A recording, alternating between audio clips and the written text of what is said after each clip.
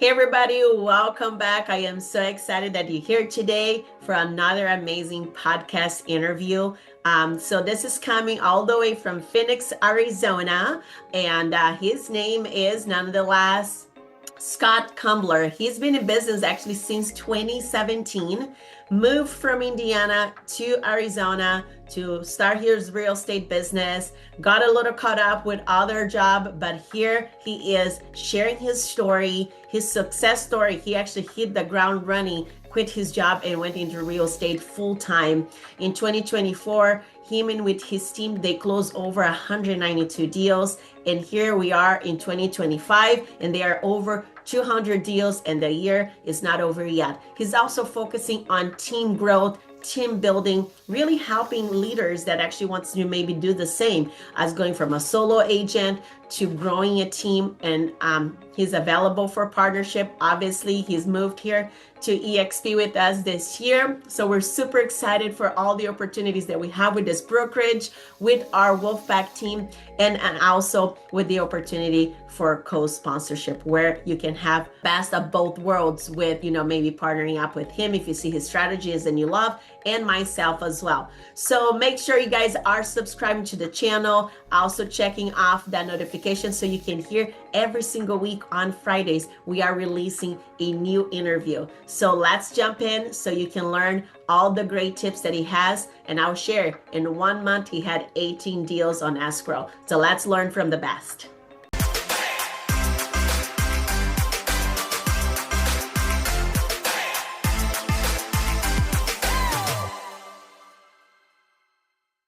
Hey everybody, thank again for being here and sticking around. I gave this amazing introduction of Scott that has been, here part of our group just in the last, few months and already has a huge record. And Scott, I am so grateful for your time today to be here on the podcast and to share your knowledge, because I know whoever listens to you are going to take many takeaways.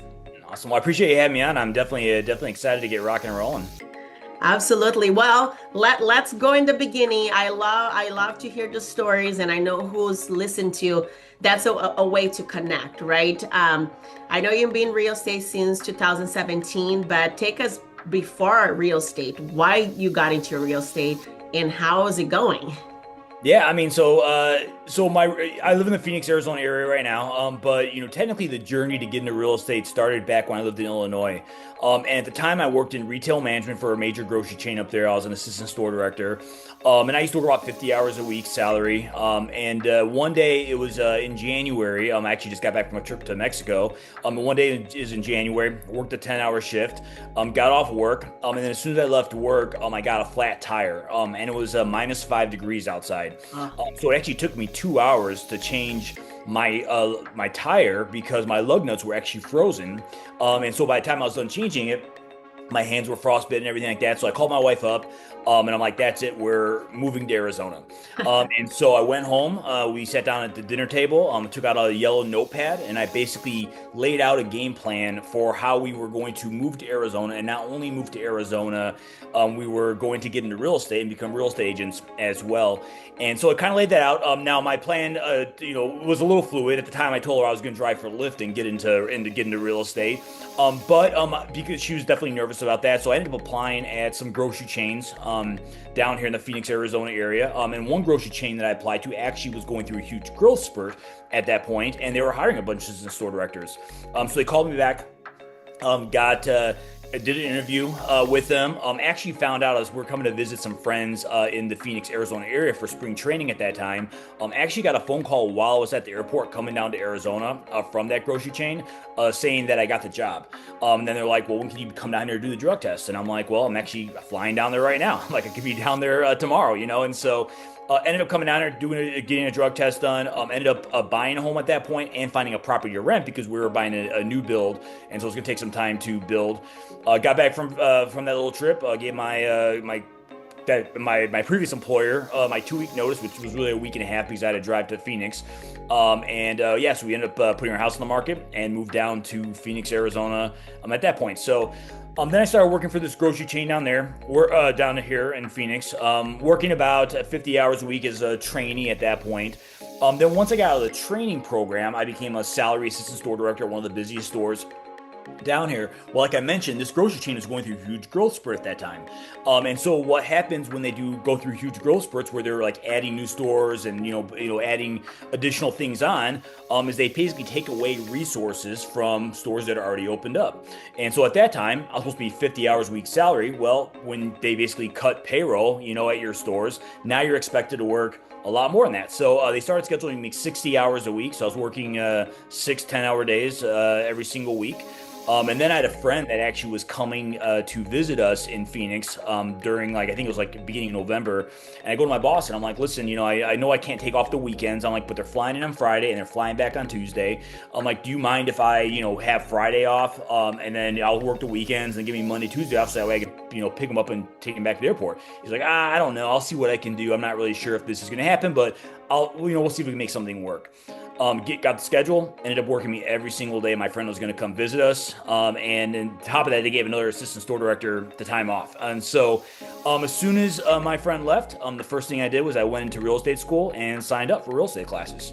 And so I called my wife up after I left the school and I'm like, hey, honey, I signed up for real estate school. And she's like, you did what? I'm like, I signed up for real estate school. And she's like, why'd you do that? I'm like, well, we talked about this. So I was going to move to Arizona and get into real estate. And she's like, well, yeah, I thought you talked to me about it first. I'm like, well, I did it. I'm like, have I signed up for real estate school? So my goal was to, we're closing on our house that next February.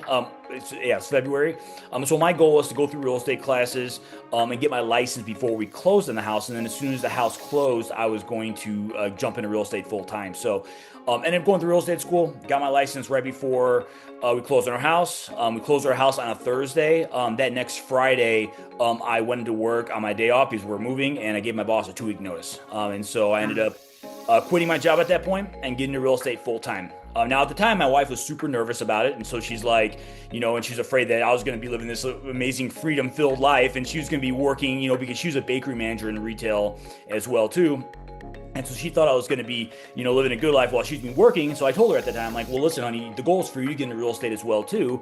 I'm like, so my goal is to make it to where you never have to work another holiday in retail management again. And so she's like, all right, we'll see what happens. So I came out working extremely hard. I did 22 open houses my first 25 days in real estate, and then I had 5 open houses a week every single week for 6 months.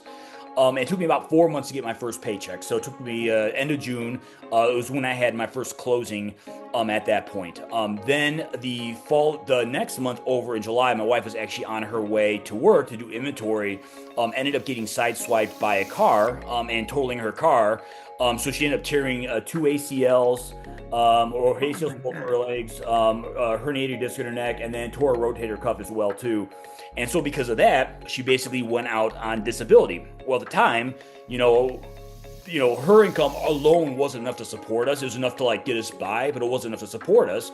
And then of course when she went on disability, now all of a sudden she's only getting 66% of what her income was supposed to be. Fortunately, by this point, I just closed my first deal, and then the next 3 months I closed another 8 homes, and so that's when I kind of started picking up steam. And so when she was out on disability, I'm like, well, you're not doing anything anyways. Why don't you go to real estate school? And so she ended up going to real estate classes at that point, getting her license. Fortunately, her disability took her through the holidays, and then the following January, the work basically told her, either you have to come back to work or leave because you ran out of disability. So she's like, all right, well, I'll come back to work. That was towards the end of January. Probably within the next 2 weeks, she called me up at one day and said, in pain and crying, and she's like, I just can't do this. It's just my body, because of this car accident, and I'm in so much pain. It's taking a physical toll on me. She's like, I don't know what to do. I'm like, well, quit your job. And so she went in and gave her notice with her work and quit her job, and then she jumped into real estate full time with me as well too. And so from 2017 to about 2022, we were solo agents, just from a personal, we just did production ourselves. And then about mid 2022 is when we started building our team at that point, and started I stepped back from production at that point and started focusing on team building. Wow. That's amazing. And I love that because, you had a clear plan, but sometimes, you don't hit that right away because as soon as you get there and then you get a job, obviously you had a good history wherever you're coming from. So you got a job really quickly, but It is like, I actually just left my part-time, my full-time job because I felt like that was my part-time because I was working so hard on my real estate. But I did for 2.5 years, two jobs, and just January of this year that I went full-time. And it was scary and all the things, but I knew it was what I was supposed to do. And it looks like that, you knew real estate, was you what you wanted to do, and you jump, straight into it. And obviously it's hard, right? It took you 4 months to get that first paycheck. But I love something you said in there. The following months, you close 8 deals. So you're like hustling. And a lot of agents, get started and they get like, where do I start? And they want to do so many things at the same time. You focus in one thing and you know, 20, you say 21 or 22 open houses in 25 days or something like that? Yeah, 22 open houses my first 25 days, and then 5 open houses a week every week for 6 months. Yeah, exactly. Like you were, putting your dues in there. Obviously you're a very hardworking person doing 60 hours, 50 to 60 hours in your previous job. So you know how it is to, work hard, but now this is your business, right? If you got to make it happen. And how was just even like, did you know people in Phoenix? Like what was the connection of you like, or you were just praying like, where we live is too cold and Phoenix it's hot, let's just move.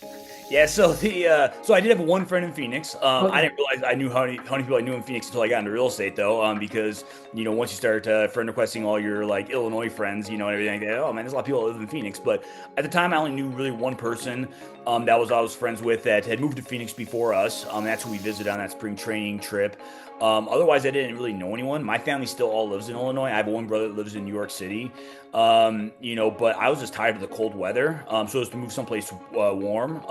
Even in Phoenix, it's still sometimes too cold for me in January or February. So, but I like just the warm weather. I one time had a friend, or my brother actually asked me why not like a state like Florida or something like that.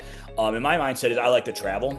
And so to me, moving to Arizona was close enough to a lot of places that I want to travel to. Like I can go to Mexico, I can go to Vegas, I can go to California, I can go to Colorado. So it just gives me a lot more options. Than moving to Florida. And it's like, all right, well, outside Florida, what is there? I mean, you can fly to the Bahamas or something like that, but that's kind of why I decided to move to the Phoenix. That is super cool.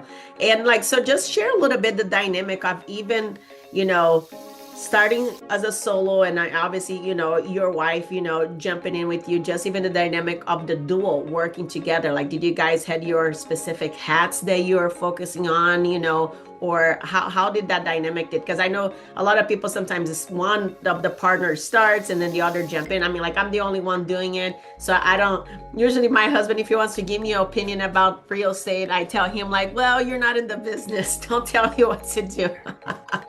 Yeah, I mean, so I'm a very systematic person. I believe in efficiency, so I don't like to overlap what we're doing. It's kind of like everyone's got their roles, and it's like, that Hmm. way what you do well. And so the way that we started out first in real estate was so I did so basically my wife did a lot of the follow up calls. So she at that point kind of like almost served as like an ISA for our team. And then what she would do is she would set up appointments for me with either buyer consultations or listing presentations, and so she would do all the follow up calls. Now and then I would do all the buyer consultations, listing presentations, and I would be the showing, doing a lot of the showings as well too, along with writing offers, stuff like that. Now she was kind of a backup in case I needed some help with showing. So like, let's say I was not available, that was kind of Hmm. one of the systems that we created where it was I never had to tell a client no, I couldn't show a home because if I wasn't available, I would have my wife show that house. But then of course we also were part of a team at that point, and so we had other agents that we could pay to show homes and stuff like that too. So we kind of like let our clients know that and previewing that during the buyer consultation, explaining that you'll never miss on a property because of my schedule. And then because consistency is key, when we started doing open houses, we actually did open houses together. And so we're getting even systematic with that. So what would happen is my wife was supposed to be the one that would set up the inside. So she would be set up the tables, she set up the chairs. She's more personal than me, so she'd also bring like candy and stuff like that. I wouldn't normally bring if I was by myself. And then I was the one that would set up all the signs. So I would drop her off, then I would set up the signs. Same thing with taking it down. She would take down inside. I would set up all the signs, and so that way we weren't doing the exact same thing. There would be times like if we were door knocking for one of the open houses, my wife would do the door knocking for some of those open houses too, as well as setting up the signs. So that was kind of the way that we handled it. at that point. And then she would try to do some follow-up calls during the open house as well, since that was her main responsibility. What that gave us the ability to do is that gave me the ability to be flexible, that if I had a client that wanted to see a home during an open house, I never had to tell them no, because then I could leave. My wife would be there to still sit the open house and collect the leads, and then I can go ahead and do a showing. So I was like, there'd be a lot of times where I would do showings during open houses, or I'd have a buyer or listing presentation scheduled. And so it gave us the ability to kind of service a lot more clients. I remember even one time we actually had a lead come in that loved our open house so much, they didn't even want to see the house. They're like, hey, I just want you to help me sell my home.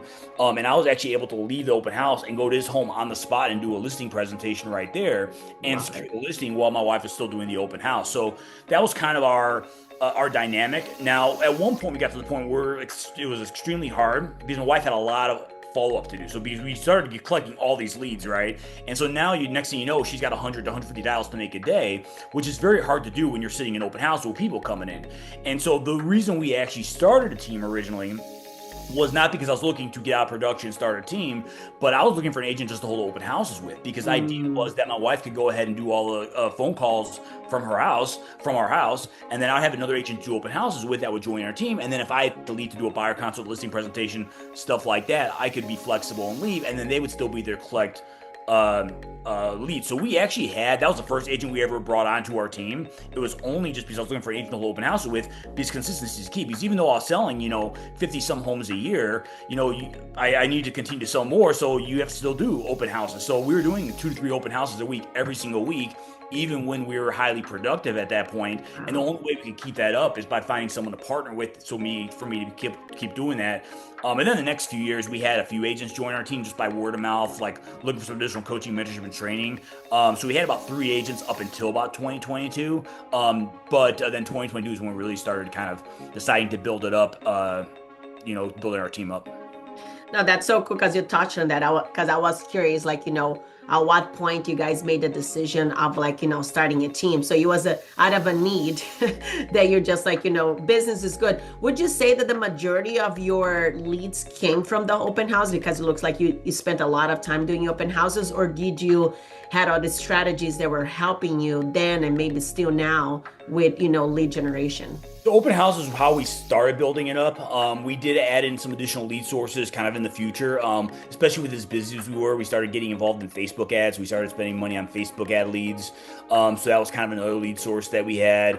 We started developing strategic partnerships as well, too, especially with lenders. Ideally, if you're giving leads to a lender, right? You're always giving your lender's business. Like, okay, well, what can they do in return, right? Well, if they're doing their own lead generation, hopefully and so we partnered with some pretty good lenders who believed in us, which is why they give us as many leads as they did, because they saw all the work that we were putting into it. So they're like, okay, this, guy is out there putting the work in, so they feel comfortable knowing that they're going to get a lot of business in return. So then it's like, hey, I got a lender, for example, buy Zillow leads at that point. And so he's like, hey, I'm going to go ahead and provide some Zillow leads to you as I get them pre-qualified. And so strategic partnerships also helped.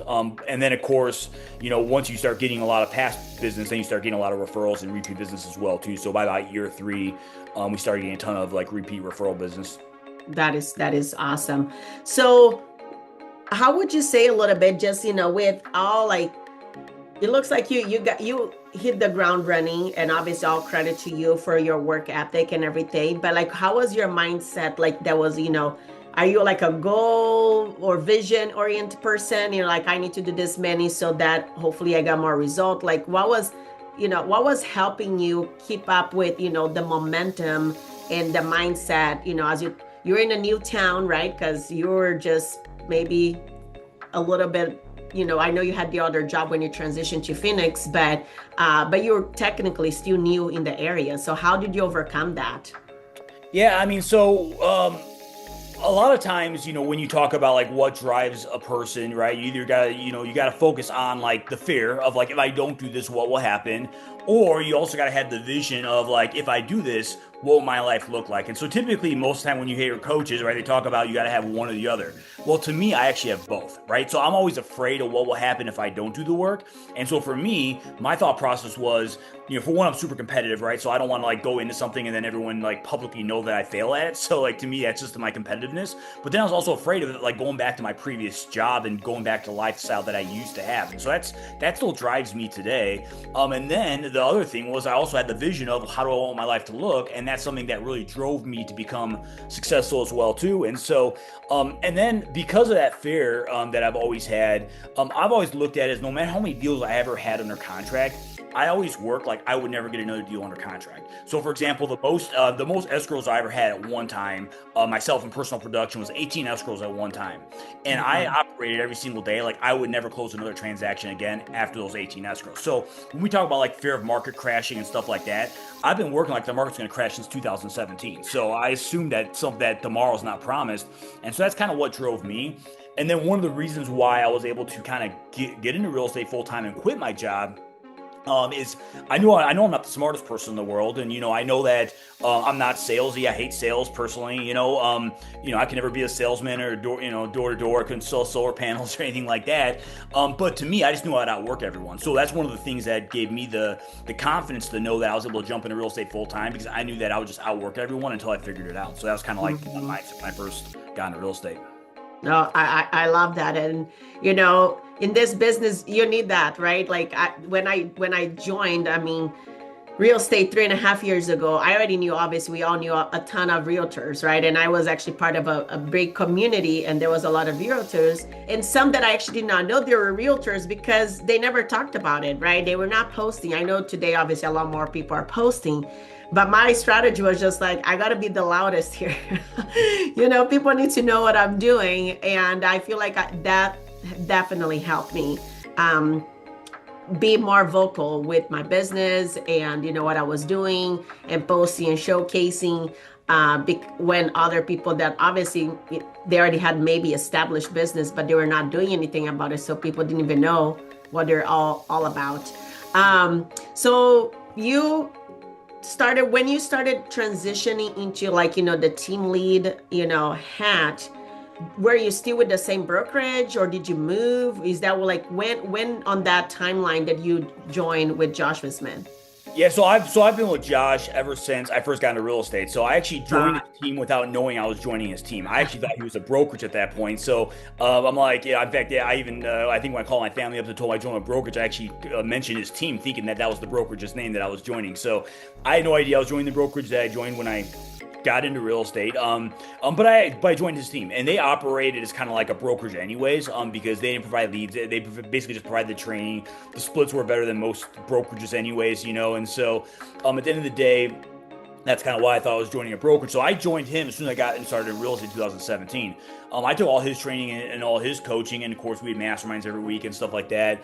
And that's kind of what's helped me build my business up. And then, like I said, in 2022, when I started building a team, kind of within his team format, so to speak. Because what that allowed me to do is, because Josh has some of the best training and coaching available out there. So what that allowed me to do is that allowed me to plug all my agents in his coaching and training. But at the time when I started building a team, we also had leads to provide agents, because Josh didn't provide leads. So that was the one thing, like from a traditional team standpoint, what people think is that he didn't provide. So if you're a worker and want to go out and do it yourself, he's a great, coach trainer, but because he didn't provide leads, we provide leads to our agents. So that was kind of like the extra thing, but I was able to take advantage of all his systems, so I didn't have to go out there and kind of recreate the wheel. So mhm. it did make the building a team a little bit easier at that point. And so I've always I was always with him. And then so we grew from about 3 agents up to our high point, up until about this last year was about 55 agents on our team within a 2-year period.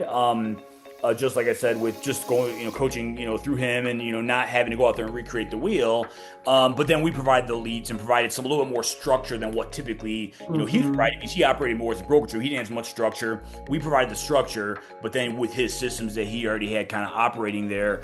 And then of course he moved over to EXP in November. At the time, I ended up staying with our previous brokerage, and the reason why I said that, I told him at the time that I was staying with our previous brokerage, was because I would not make a move to another brokerage unless I felt like it was in our best interest of our agents at that point.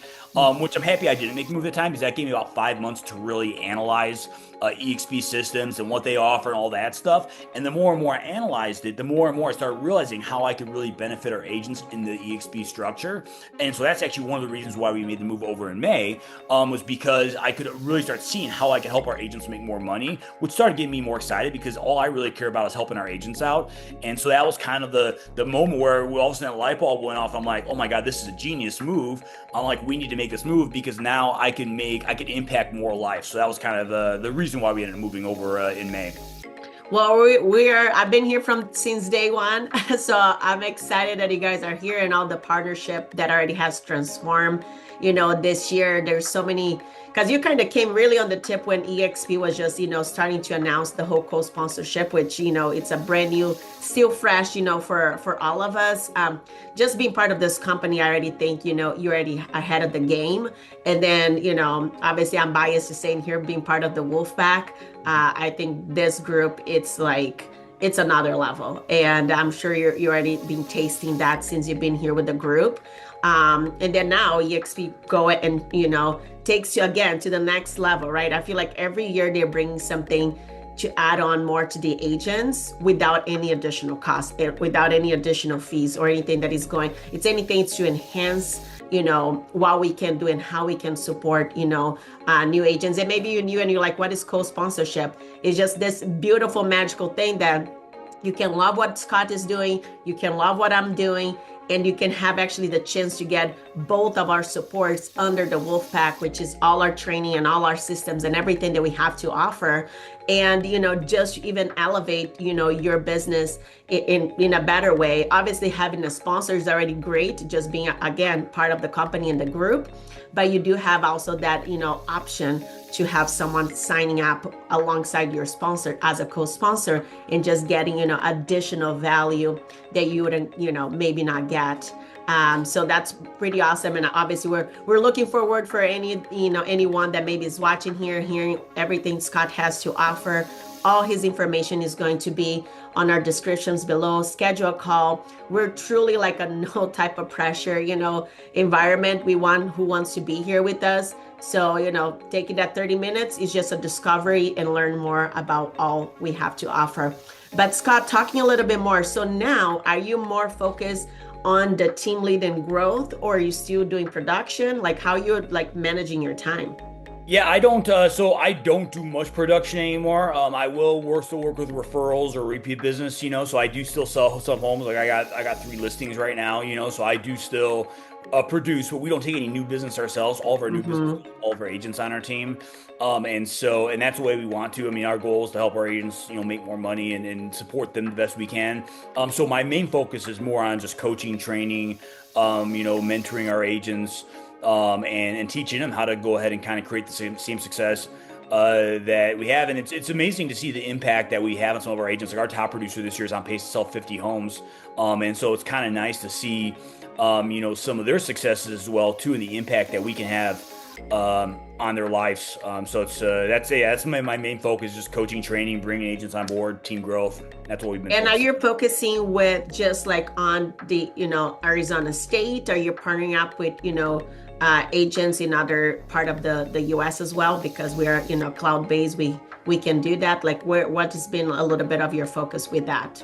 Yeah, so there's 2 things to it, right? So, obviously our team is based in the Phoenix, Arizona area. So if someone's like, like they want leads and stuff like that, and they want to join a team, we're based in the Phoenix, Arizona area. We can help them there because we can provide leads, provide all those resources. If someone wants like coaching, training on how to grow a team, and no matter where you're at, obviously they can come to us and I can teach them the exact same blueprint that we use to go from 3 agents to 55 agents within 2 years through our blueprint. And so if someone like, especially a high producer, they want to eventually go out there and start their own team. And I will tell you this, one of the hardest things for team leaders or even brokers to do is to create a platform where their agents can plug into it and get all the training and not have to do the work themselves. And so most of the times if you talk to team leaders, one of the reasons why most teams fail because their team leader is still in production and their agents try to go to their team leader asking questions, but their team leader is super busy when it comes to producing themselves. And so they don't have the time to train their agents, or if they try to make the time to train their agents, or they think they have to do a one-on-one, they end up struggling because they, no longer could produce anymore. And the next thing you know, they don't have the funds to go out there and become successful. So the great thing, the way that Wolfpack and that we operate is that there's not just one person that's training them, it's multiple people that are training all their agents. And so if an agent wants to, like a top producer is like, I want to go out there and grow my own team, they can join us and we can give them the exact blueprint that we created to do it. And it's all free. I mean, they don't have to pay us any, there's no, especially if they join our organization, they don't have to pay me for coaching or anything like that. That's the nice thing about the EXP model.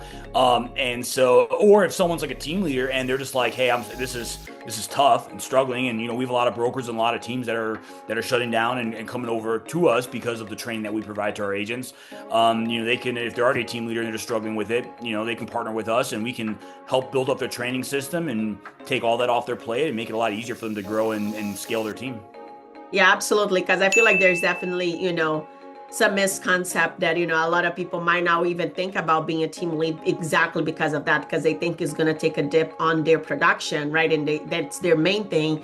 And, but, we need to be able to evolve, right? And grow, especially if you want to be in real estate for a little bit and get to the point that you don't need to be, opening every single door. So you need to think, also, globally, just scalability and all of the different things that, there's a possibility for all different ideas, right, to go on that aspect. But as we're wrapping up, if you want to leave any message around an encouragement where the market is right now. I know for a lot of agents, it's been a little bit of tough year. I know it hasn't been for you, it hasn't been for me, but there are some people that are maybe feeling stuck and thinking we only have a few more months before the end of this calendar year.